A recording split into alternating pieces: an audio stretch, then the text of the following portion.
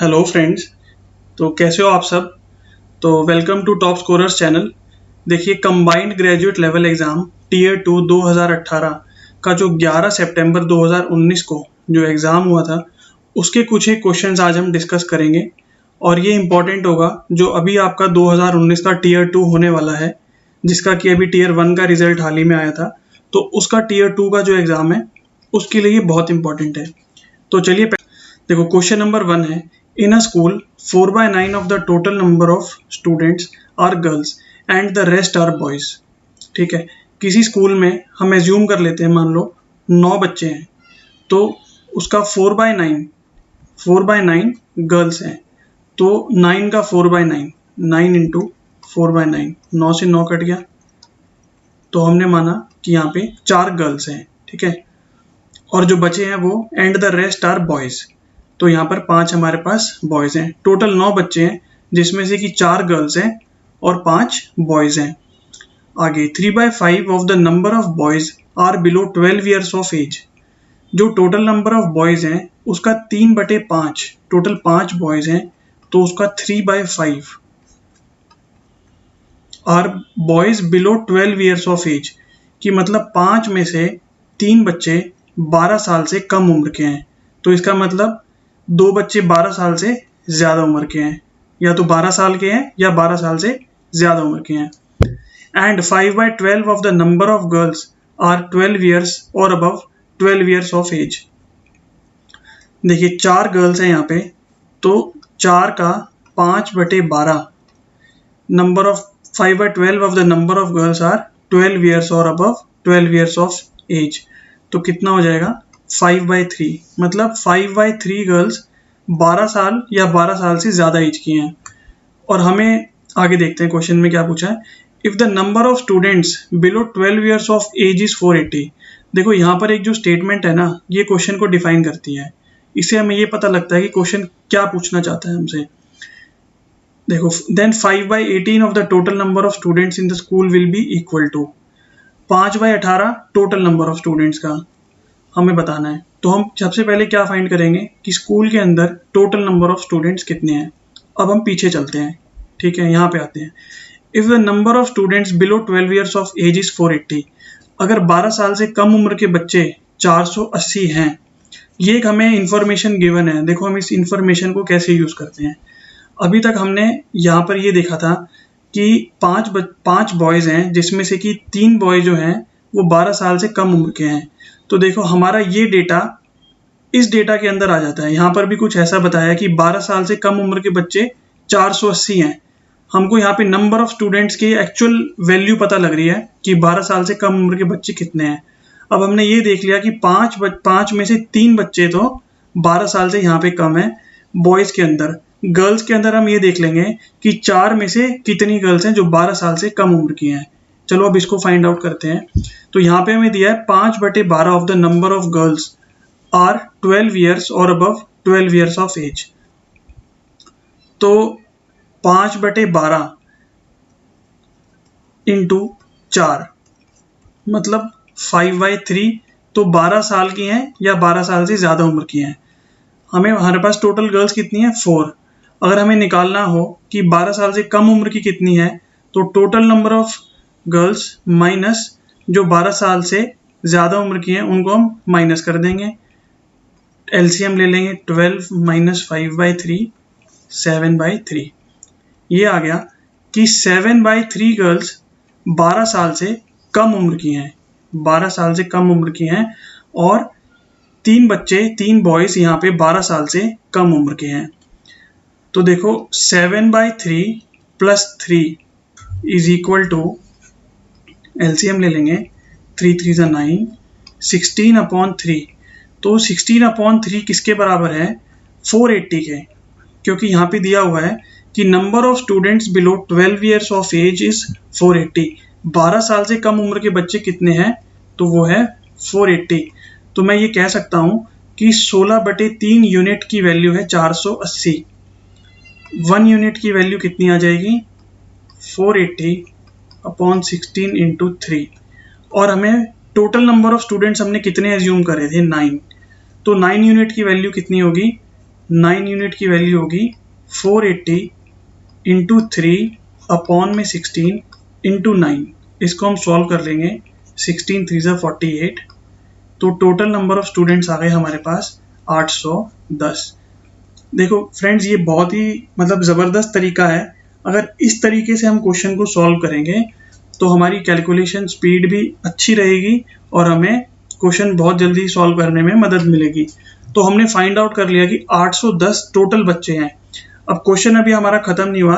Question में क्या पूछा था कि 5/18 बताना है टोटल नंबर ऑफ स्टूडेंट्स का। तो 810 का 5/18 हम यहाँ कर देंगे।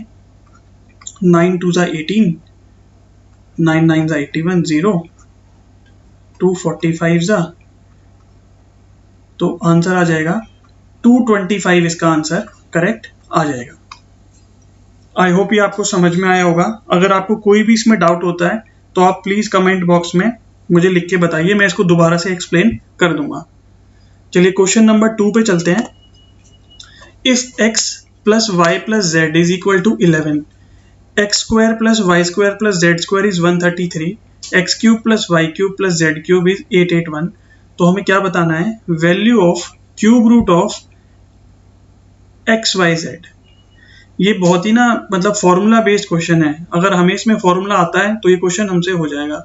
देखो फॉर्मूला हमें इसमें क्या यूज करना है, बेसिकली इनसे रिलेटेड। देखो ये क्यूब से रिलेटेड और ये स्क्वायर से रिलेटेड हमारे पास अलजेब्रा में दो फॉर्मूले होते हैं। देखो पहला फॉर्मूला होता है X plus Y plus Z का whole square is equal to X square plus Y square plus Z square plus 2xy plus 2yz plus 2zx। और दूसरा फॉर्मूला क्या होता है?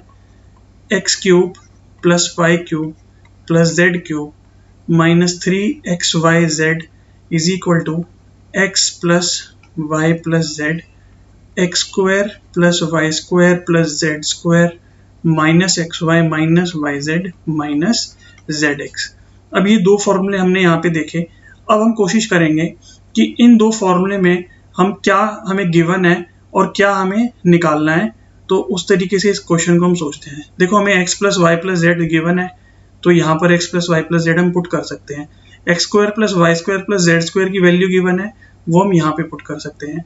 अगर ये दोनों वैल्यू गिवन है तो हम इस टर्म की वैल्यू बड़े आसानी से निकाल सकते हैं। तो चलो पहले हम इसको निकाल लेते हैं। और इसको निकालने का फायदा क्या होगा? देखो x cube plus Y cube plus Z cube की वैल्यू गिवन है, वो हम यहाँ पुट करेंगे। एक्स वाई जेड हमें क्वेश्चन में दिया है, इसका क्यूब रूट निकालना है। तो देखो एक्स वाई जेड हमें यहाँ दिख रहा है, तो इसको हमें तो फाइंड आउट करना ही है। फिर आगे x plus Y plus z यहाँ पुट करेंगे, x square plus Y plus Z square हमें गिवन है, पुट करेंगे। और ये वाली टर्म अभी हम यहाँ से निकाल लेंगे। तो चलिए इसको शुरू करते हैं। देखो पहला जो फॉर्मूला है इससे शुरू करते हैं। X plus Y plus Z का होल स्क्वायर मतलब 11 का square is equal to 133। X square plus Y square plus Z square की वैल्यू क्या गिवन है? 133 प्लस इसमें से 2 कॉमन ले लेते हैं, x y plus y z plus Z x. तो ये 121 माइनस 133 को हमने इधर भेज दिया इज इक्वल टू 2 और ये कंप्लीट टर्म।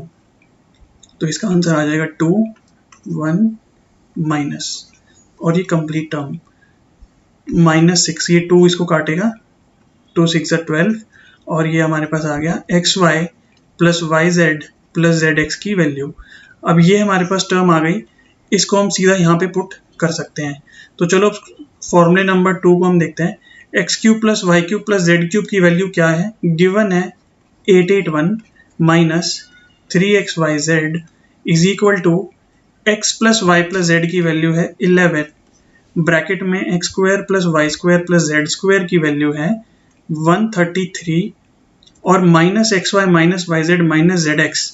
हमको यहाँ पे ये वैल्यू देखो -6 इसकी गिवन है। तो यहाँ से हम माइनस पहले कॉमन ले लेते हैं। ये पूरा माइनस जब कॉमन आ जाएगा तो ये प्लस बन जाएगा अंदर, ठीक है।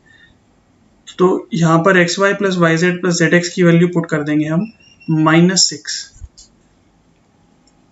तो 881 minus 3xyz is equal to 11, 133 plus minus minus plus हो जाएगा, तो ये बन जाएगा 133 प्लस 6 यानी 139, ठीक है। अब ये 881 माइनस ये 139 को 11 से मल्टीप्लाई करेंगे। देखो 139 को 11 से मल्टीप्लाई करने पे आएगा 9, 9 3 12, 3 और 1 4 प्लस 1 5 1 और ये 3xyz यहाँ पे आ जाएगा 3xyz। तो 1529 में से 881 को हमें माइनस करना है, तो वो देखते हैं कितना आएगा। 1529 881 9 minus 1 is 8 4 4 0 648। तो ये आ गया -648 इज इक्वल टू XYZ। ये 3 से इसको हम काट देंगे, 3 से इसको काटा, 3 2 ज़ा 6, 3 1 ज़ा 3, 3 6 ज़ा 16। तो XYZ की वैल्यू आ गई -216।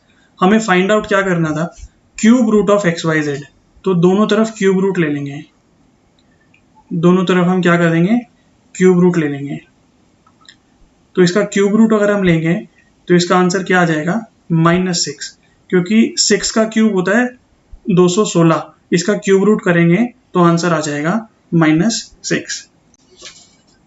देखो क्वेश्चन नंबर 3 है, when 7897 8110 8536 are divided by the greatest number x, then the remainder in each case is the same. The sum of the digits of x is। जब इन तीनों नंबर को हम किसी नंबर x से, greatest number जो सबसे बड़ा नंबर जो इनको डिवाइड करता है, उससे डिवाइड करेंगे तो रिमाइंडर जो आता है हर केस में सेम आता है। तो रिमाइंडर जो आता है वो सेम आता है। हमें क्या पूछा है कि the sum of the digits of x is. तो ये जो नंबर x है इसका सम ऑफ डिजिट्स हमें बताना है। देखो जब कभी भी हमसे पूछा जाए ना कि जैसे क्वेश्चन में दिया हुआ है कि डिवाइड किया जा रहा है इसको ग्रेटेस्ट नंबर, तो सबसे बड़ा नंबर जो किसी नंबर को डिवाइड करता है वो फाइंड आउट करने के लिए हमारे पास HCF का कंसेप्ट होता है। हम HCF निकालते हैं उस केस में। और जब आपको इस तरीके का क्वेश्चन पूछा जाए कि रिमाइंडर एक मतलब सेम आता है तीनों केसेस में, तो उसको करने, इस क्वेश्चन को करने का बेस्ट तरीका मैं आपको बताता हूँ, बहुत जल्दी आंसर आ जाएगा। आपको क्या करना है, इसके अंदर आप इनका डिफरेंस ले लो। जैसे 8110 और 7897 का आप डिफरेंस ले लो, ये आ जाएगा 213। फिर आप डिफरेंस ले लो 8110 और 8536 का, तो ये कितना आ जाएगा 426। और आप फिर डिफरेंस ले लो 7897 और 8536 का, तो ये डिफरेंस हमारे पास आ जाता है 639। अब ये तीन डिफरेंसेस हमने ले लिए। अब ये डिफरेंस को हमें क्या करना है, इन तीनों नंबर का हम HCF फाइंड आउट करेंगे, और जो इसका HCF आ जाएगा तो वही हमारा फाइनल आंसर होगा, जो कि हमारे पास x आ जाएगा। वो x आने के बाद हम उन डिजिट्स का सम करेंगे, जो कि हमारा फाइनल आंसर हो जाएगा। तो देखो HCF कैसे निकालते हैं। अब हमारे पास ये तीन नंबर आ गए 213, 426 और 639। तो 213 से हम पहले 426 को डिवाइड करेंगे, तो देखते हैं कहाँ तक डिवाइड होता है ये। तो 213 इंटू 2 हो जाता है हमारे पास 426, मतलब रिमाइंडर यहाँ पर हमारा 0 आ गया, तो ये यहीं पे ख़त्म हो गया। तो अभी हमारा बन गया कि 213 हमारा HCF है। पर अभी बात यहाँ पे ख़त्म नहीं हुई। अभी जब तक ये थर्ड टर्म को हम डिवाइड नहीं कर लेते तब तक हम इसका आंसर 213 नहीं मान सकते। तो अब 213 से हम डिवाइड करेंगे 639 को,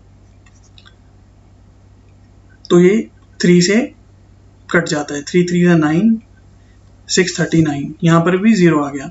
जहाँ पर फ्रेंड्स 0 आ जाता है ना, अगर 0 आ गया तो इसका मतलब यही हमारा HCF है। तो x हमारा इस केस में आ गया 213। तो सम ऑफ डिजिट्स बताना है। Sum of digits is equal to 2 + 1 + 3, 3 + 1 is 4, 4 + 2 is 6। तो 6 हमारा आंसर आ जाएगा।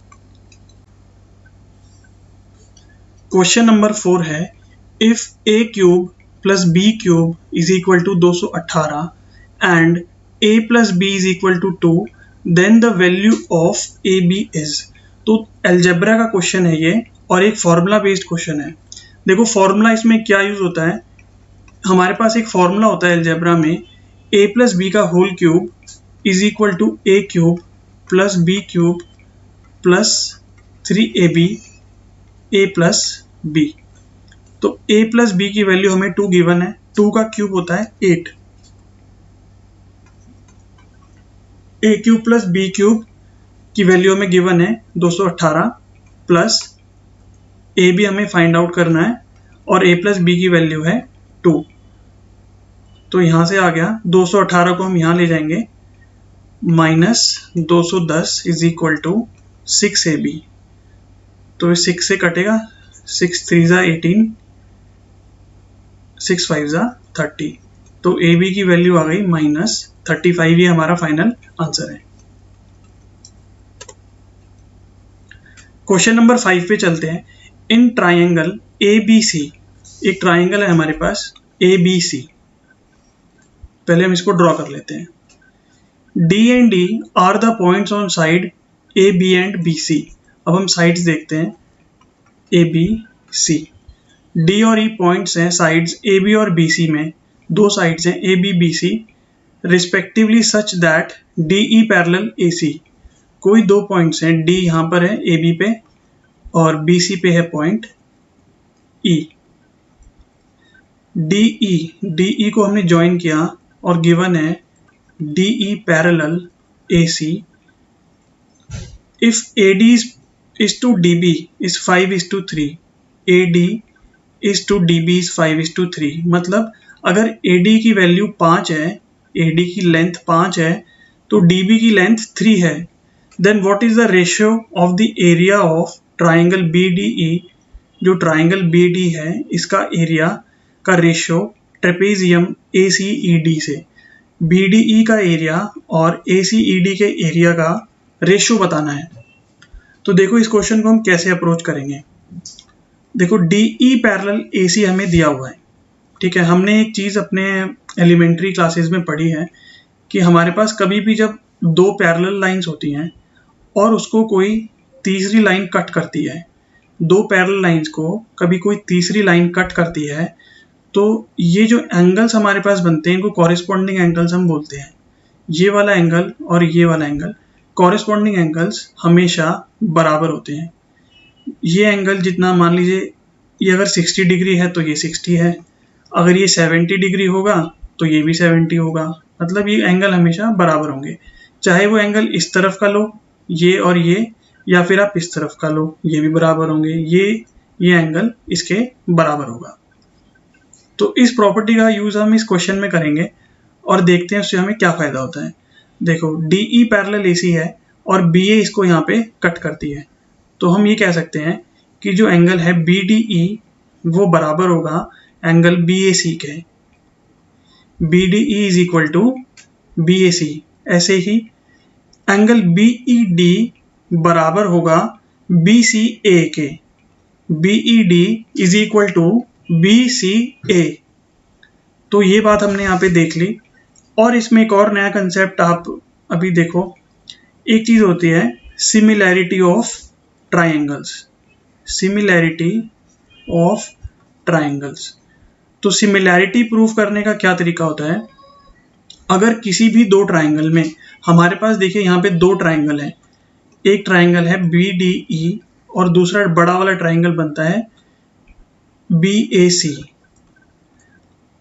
हमें इसको दोनों को अगर मैं सिमिलर प्रूव कर दूं तो ये क्वेश्चन हमारा हो सकता है।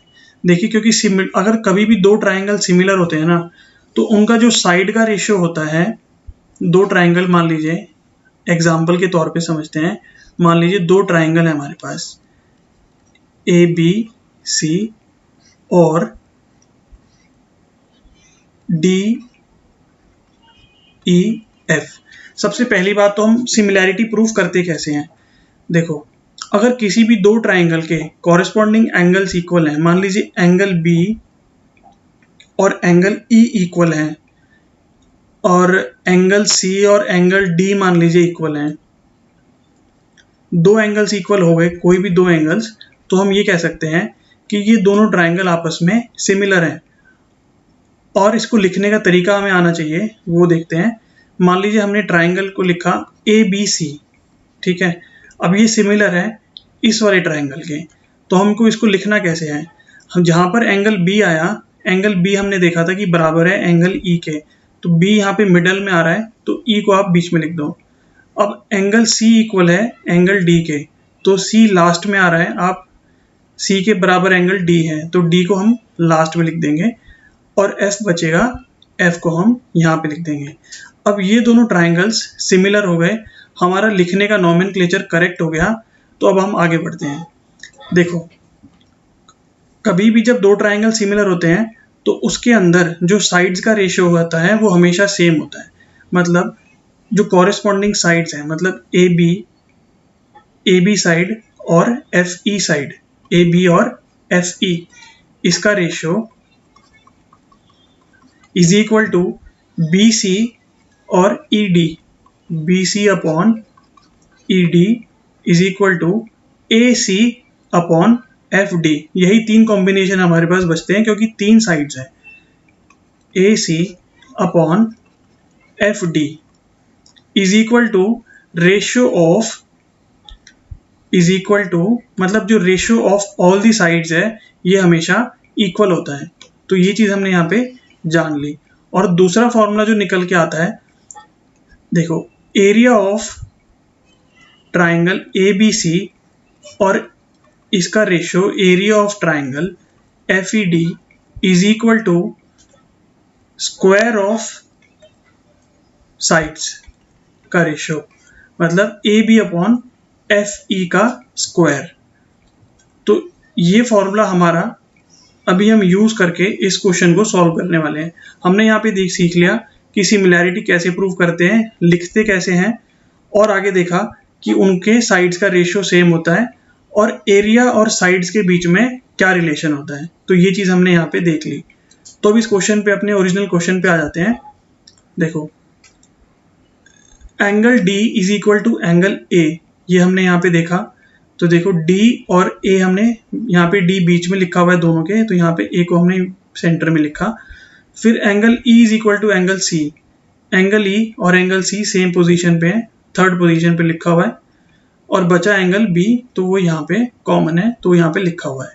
अब ये दोनों एंगल प्रॉपर्टी से ये दोनों ट्राइंगल सिमिलर हो गए, ठीक है।